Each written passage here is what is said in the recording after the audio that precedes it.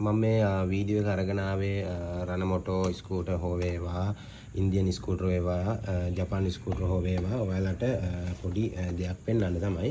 ඉතින් මේ බයිසිකලේ කස්ටමර් අරගෙන ආවේ වහිද්දී වැහි වෙලාවේ වතුර යනකොට වතුර චුට්ටක් ගියත් බයිසිකලෙන් නතර වෙනවා කියලා. ඉතින් ඒකට මොකක්ද කියලා හේතුව හොයලා බැලින්නම් එයා ක්ලීනර් හෝස් එකේ දැන් අපිට උඩින් බැලුවහම මෙහෙම කිසිම ඩැමේජ් එකක් පේන්නේ නැහැ. නමුත් මේක යටපැත්තෙන් ඩැමේජ් එකක් තියෙනවා. ඒකට හේතුව මෙන්න මේ පතා එකේ මඩ් ගාඩ් එකේ මෙන්න මෙතන වැදිලා ඒක හේතුව තමයි මෙතන එයා ක්ලීනර් හෝස් එක එයා ක්ලීනර් ෆිල්ටර් එක ගොඩක් පල්ලෙහාට පාත් වෙන හේතුව. අනිත් එක තමයි මෙතන මේ තියෙන ඇන වලින් එක ජස් කරලා ගානට උඩ ඉස්සුවේ නැත්තම් මෙන්න මේ බටේ කාලයක් යද්දි මඩ් ගාඩ් එකේ වැදිලා මෙන්න මේ විදිහට ඩැමේජ් වෙනවා.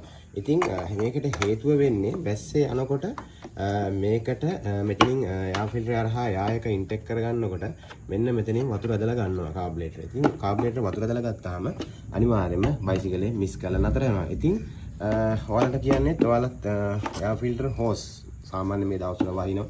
ඒ වහින දවස්වලදී එයා ෆිල්ටර් හෝස් අනිවාර්යයෙන්ම හොඳටම තියෙන්න ඕන.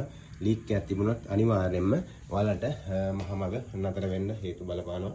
ඉතින් ඕක තමයි ඔයාලට මේ වීඩියෝ එකෙන් මම අරගෙන ආවේ. ඉතින් ඔයාලත් ඔයාලගේ රණ මොටෝ ස්කූටර් හෝ වේවා ඉන්දියන් වේවා ජපාන් වේවා මෝටර් සයිකල් හෝ වේවා ඕනම යතුරු පැදියක එයා ෆිල්ටර් හෝස් එක කියන එක ඉතාමත් වැදගත් විදිහට වැදගත් ලක්ෂණයක් වැදගත් දෙයක්. ඉතින් ඒක අනිවාර්යයෙන්ම ඩැමේජ් වෙන්න බෑ.